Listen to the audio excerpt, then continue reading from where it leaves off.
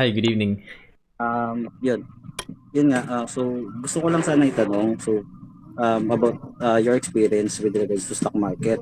Mhm, Kasi currently wala rin akong zero, as in zero stocks ako. mhm, Nagbabalak pa lang ako mag-invest. So kasi currently binibuild ko muna yung financial ano ko foundation kaya na emergency fund, yung mga ganun. mhm, So na-build ko yun. So I'm planning to do dividend stock investing. So, mhm, nag-research ako about sa stock market. I think ang na-research ko is merong two way para maka-earn mhm. sa stock market. Ito yung dividends tsaka yung price appreciation. Yep, Tama po that's ba? correct. Yeah, tama yan. So, for both sa dividend investing kasi parang ma-hit nyo yung dalawang earning na yun. So, yun. My first question is, kailangan ko bang i-follow yung 8K rule sa investing?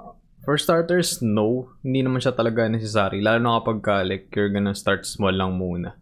Siyempre, kailangan mo nang like, i-dip yung toes mo no, dun sa market. Hindi, parang ang hirap. Lalo na kapag bawa pa na ang hirap na, hey, maglabas agad ako ng malaking, capital. Eh, hindi ka pa naman masyado familiar dun sa market. And yun nga, hindi sobrang necessary yung 8K rule. Kasi, ano lang naman yun eh, you're taking advantage dun sa binabayad mo na fees, which is hindi naman din ganun kalaki, no? Sobrang liit lang ng percentage nun. Kasi yung flat fee ng commission with brokers, online brokers, BPay Trade, Phil Stocks, Call Financial, nasa 20 pesos yan.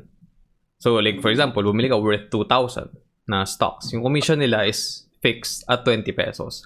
Kapag in-up mo yun until like 7.5k to 8k worth of stocks, nasa 21 lang yung babayaran mo. 20 to 21 pesos. So, parang yun lang yung yun lang yung reason kung ba't nabuo yung, quote-unquote 8K rule na yun. But it's not really necessary. Like, stick to your budget, stick to your capital allocation.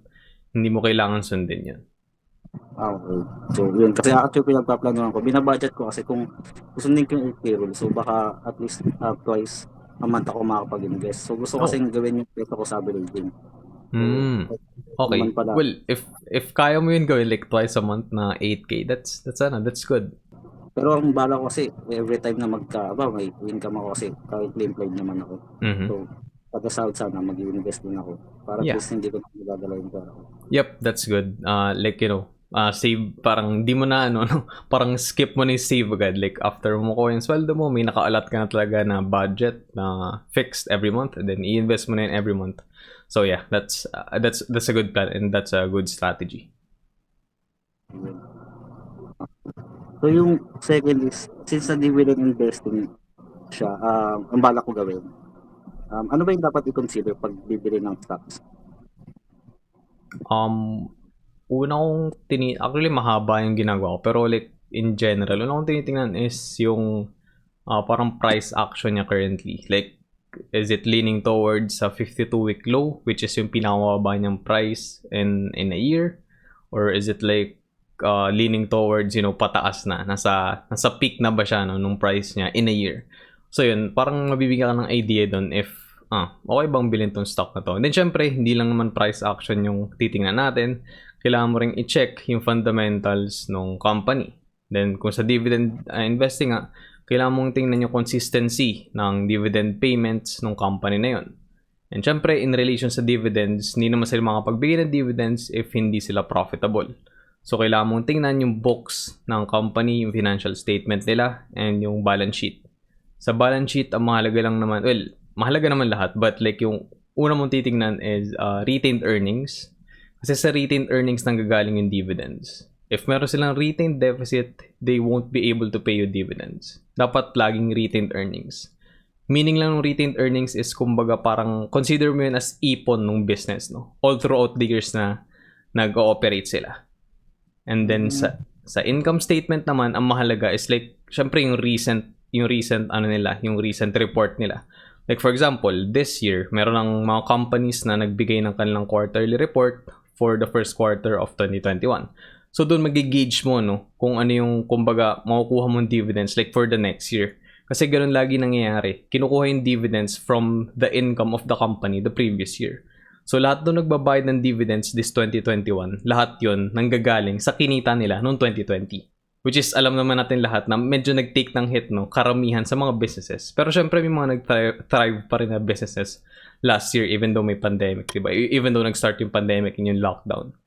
So yun yung mga things to consider. Pero mahaba talaga siya na proseso and hindi lang yun yung dapat mong tingnan. Pero ano naman, I can give you like a checklist or like yung process ko, anong ginagawa ko. I'll just send you sa email para ma-review mo rin yan. Para at least makapag-research na rin ako. Mhm. So, yun nga, driven by those kailangan din.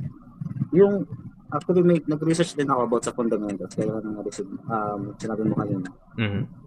Yung fundamentals, kasi may mga ratio atang tinitignan. So, hindi ko actually maintindihan yung about sa ratios Oh. nila. At price to earning ba yun? Or, hindi. Yeah, I can give you some examples ng ratios na tinitingnan ko. Hold on. Pull up ko lang yung spreadsheet ko. Sa ratios naman, mga price ratio, ang tinitingnan ko is PE ratio.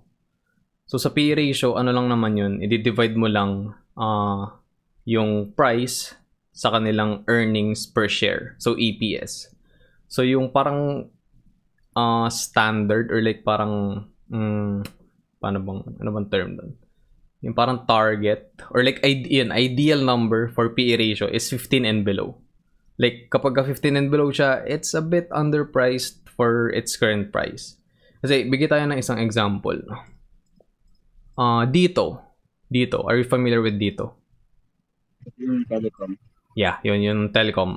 Yung current PE ratio nila at 8.61. I'm not sure kung updated yung price, but yeah. In any case, dyan lang naman naglalaro yung price niya. Nasa 430.50. So, di ba? Sobrang layo na dun sa like target natin na 15 and below na PE ratio. Ibig sabihin nito, the price is currently overpriced, no? In comparison dun sa kinikita nila. Kasi, I'm not sure kung natingnan mo na, but like the past 4 years, hindi kumikita yung Dito. Like, nakabawi lang sila. Nagkaroon sila ng net income last year, 2020. And then 2021 is not looking good for them then kasi sobrang down ng income nila like for the first quarter of 2021. That's why ganito kataas yung PE ratio nila. So normal lang din naman yung high PE ratio for a growth stock like this, like dito, but I think it's just overhyped. Masyado lang siyang pinaglalaroan ng mga traders, that's why ganito kataas yung kanyang stock prices, which is, you know, nangalhati na rin from the peak like earlier this year at around 19 pesos. And then let's take a look naman at a stock na mababa yung PE ratio. Sabihin natin Globe. So yung Globe nasa 1.8k, no, yung stock price niya per share. Yung PE ratio niya is around 13.46. So kasi like last year 2020, although bumaba ng konti yung income nila, like almost na-retain lang nila. Parang I don't know, parang 10-15% lang nabawas. So it's still a good buy. I mean, in my opinion, and based dito sa metrics na to. And then yung next...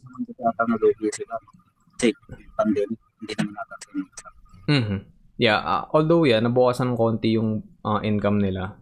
Well, because of the pandemic na rin, but it didn't really hurt them. And yeah, they're like on track to recover those like, you know, parang missed income or earnings this year. Kasi medyo nag-increase na yung kanilang income for the first quarter of 2021. And then, syempre, iniiwasan din natin yung mga negative na PE ratio. Kasi, kapag negative yung PE ratio, ibig sabihin lang, like, hindi sila kumita. So, nag-incur sila ng losses the previous year or like the previous period nung na-release yung kanilang EPS or like losses per share. Example nito is JFC. So, lugi sila nung 2020. Kasi 'di ba, puro restaurants yung ano nila, yung business nila. So, they are like directly affected nung pandemic. So, yun. Nasa negative 0.7, negative 17, no, yung PE ratio nila.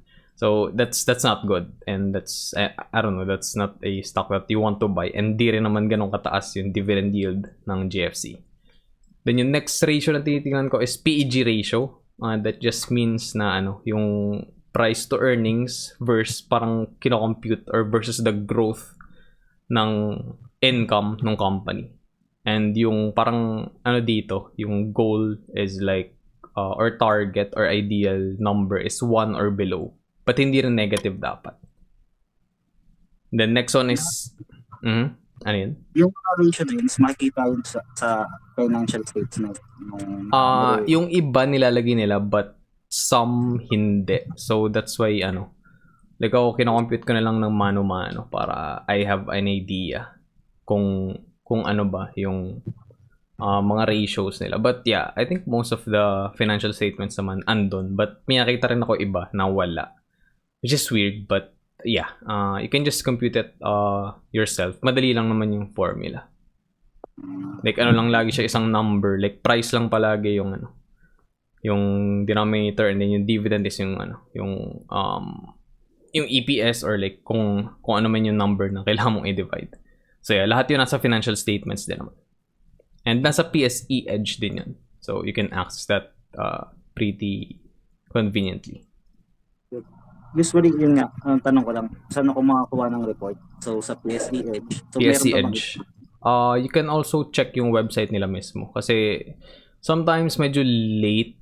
I'm not sure kung late. Pero, like, I rely on PSE Edge na rin naman, like, like, all the time. But if, like, gusto mong tingnan na agad and wala pa sa PSE Edge yung latest report nila, you can check their website kasi lahat naman ng publicly traded company, lahat ng data and lahat ng financial reports nila is like required na i-release to the public kasi nga 'di ba? Like maraming public stockholders itong mga companies na to.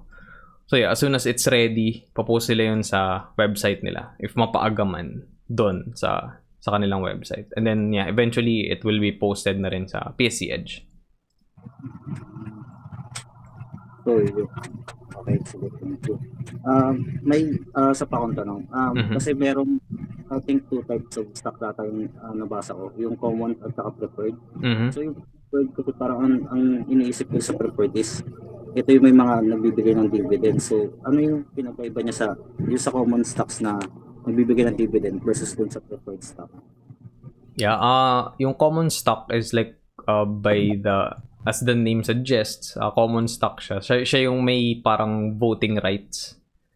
Hindi rin naman natin nakukuha yun kasi like PDRs lang din yung nakukuha natin pag online yung stockbroker natin. So, that doesn't really matter. Then yung preferred stock naman, yung price action niya is not that volatile. Kasi halos nagsistick lang siya doon sa issue price niya. Like, say for example, SMC2C or like kahit anong San Miguel na preferred stock. Issue price niya is around 75 pesos. And then like, hindi siya sobrang nagpa-fluctuate. Hindi siya bumababa. Hindi siya sobrang tumataas. Although yes, tumataas din siya kasi tumataas din yung demand. But hindi siya sobrang like, parang nagsaskyrocket. Compared dun sa mga common stocks na may potential, talagang magkaroon ng significant capital gains if common stocks yung binili mo. So, yung preferred stock, meron siyang characteristics ng common stock. Meron din siyang characteristics ng bonds. If you're familiar with bonds, yung bonds is like, fixed din yung binibigay niya income sa'yo on a set period of time. So, yun.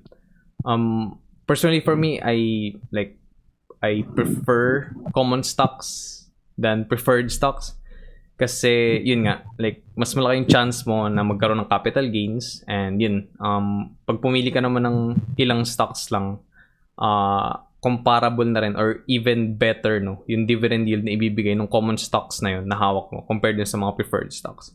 Kasi sa preferred stocks, yes, fixed siya. So, talagang maaasahan mo na every single quarter or every single year, magbibigyan ka ng dividends. And yung like dividend yield niya is naglalaro around 4% to 7% depending on the preferred stock that you buy.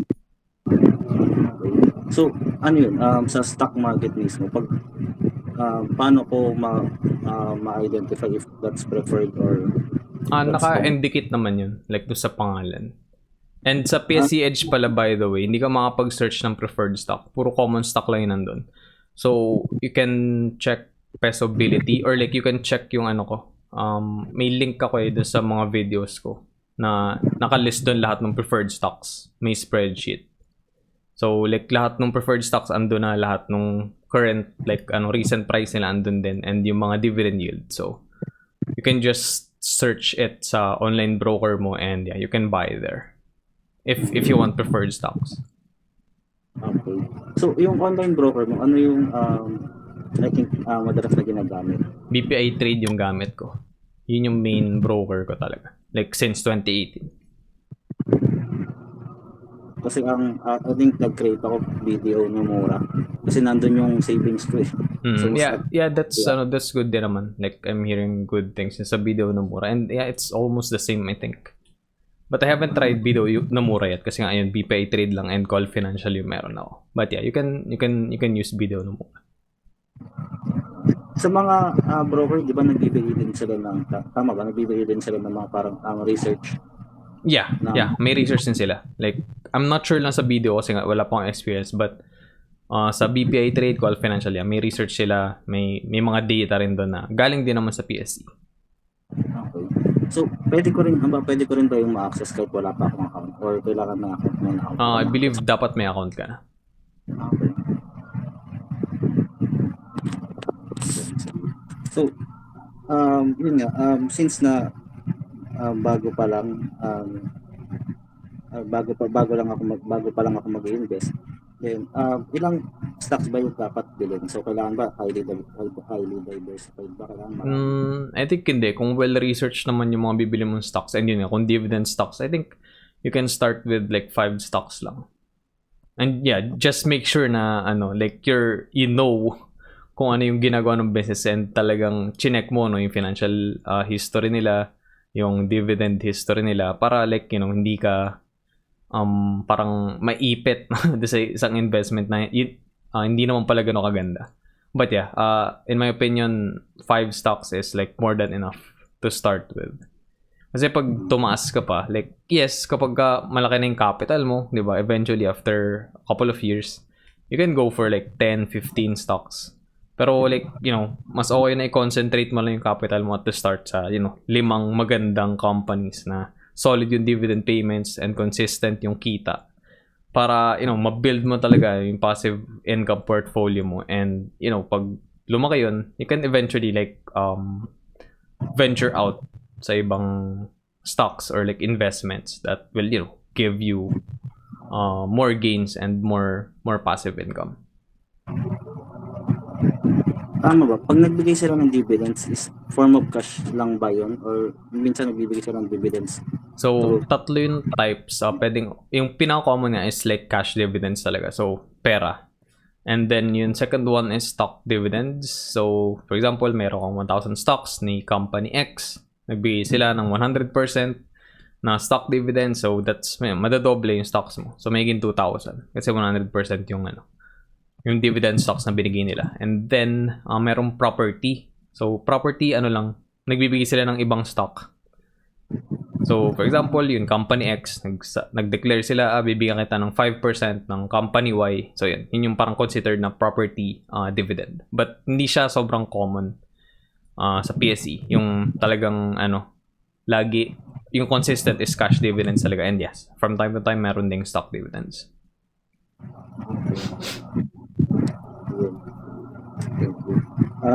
Siguro last na lang. So may mga ma-recommend ka bang books na pwedeng basahin for I guess or for fundamental analysis? Personally hindi kasi ako reader, so I haven't really read any book about stocks other than The Intelligent Investor by Benjamin Graham, yung mentor ni Warren Buffett. But I think hindi siya ideal basahin if you're like new pa lang sa investing, kasi like medyo malalim yung words, and medyo mahirap. Ako personally, may experience ako sa stocks. Medyo nahihirapan pa rin ako minsan intindihin yung mga sinasabi na sa librong yan. So I can't recommend anything. Sorry. Ano na lang, videos like ganun. Videos? By the way, nag-subscribe pala ako sa YouTube video mo. Oh, okay, that's nice. Siguro videos, mostly nung nagsisimula pa lang ako, I read like stuff or resources sa Investopedia. May mga short videos din doon, so you can You can check that out as well. And then mostly parang videos about Warren Buffett, how he chooses his stocks and how he invests. So parang yun yung mga resources ko na ginamit previously. And until now, like yun pa rin yung parang mga pinag-aaralan ko consistently. Value investing talaga. And sa dividend investing, you can check out Andre Jick. But recently kasi hindi na siya masyado nagpo-post ng but you can check out his old videos about dividend stocks. So yeah, you can learn about it then sa mga old videos niya. Although US stocks yung mga binibili niya, but yeah, it's yung principles, it's still applicable sa mga stocks dito sa Philippines.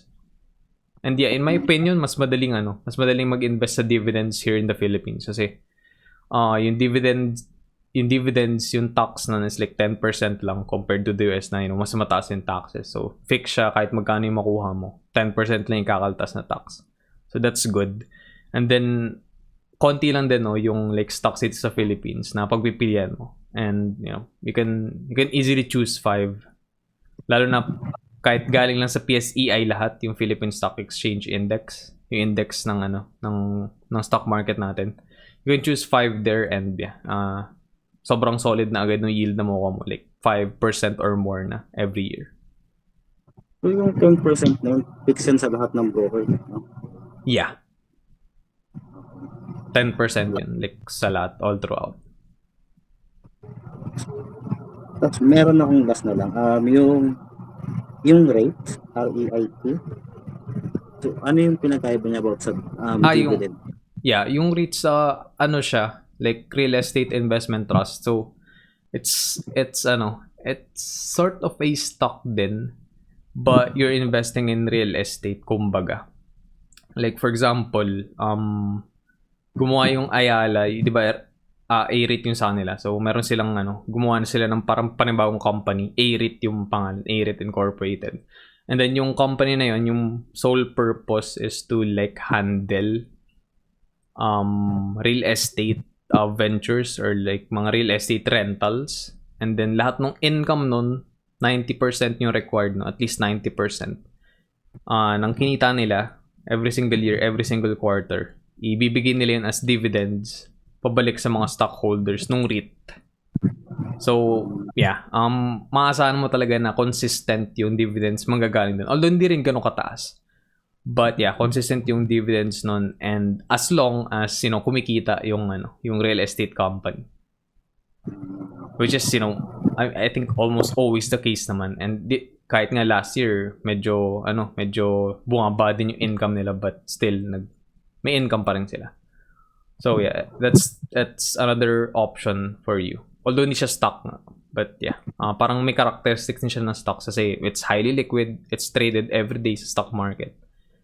But yeah, I think okay din yung option na yan. Yun lang naman. Thank you. Thank you, Sir Emmanuel. Yep, you're welcome. I hope na natulungan kita. Yung antay ko na lang siguro yung email niya. Yeah, I'll email you yung steps. Alright. Yun lang naman. Thank you. Alright, sige. You're welcome. Have a great evening. Bye. Alright guys, end na natin yung episode here. Sana may natutunan kayo, and if umabot kayo at the end of this video, thank you very much. I appreciate you. Help me grow the channel by smashing the like button. That really helps with the YouTube algorithm. And if you're new, don't forget to click the subscribe button and ring the notification bell. I upload new videos every Monday and Friday, sometimes Wednesday. You can also schedule a one-on-one session with me. Just click the beacons link dyan sa description sa baba. Just please make sure that you're available dun sa time na isa-schedule nyo. Follow me na rin sa mga social media platforms ko, TikTok, Facebook, Instagram, Twitter, at emonpsph. Another way to support the channel is through YouTube membership. Click nyo lang yung link dyan sa description sa baba to know more about it. Thanks again for watching and listening. Stay safe. I'll see you all in the next episode. Always remember, be Peso smart. That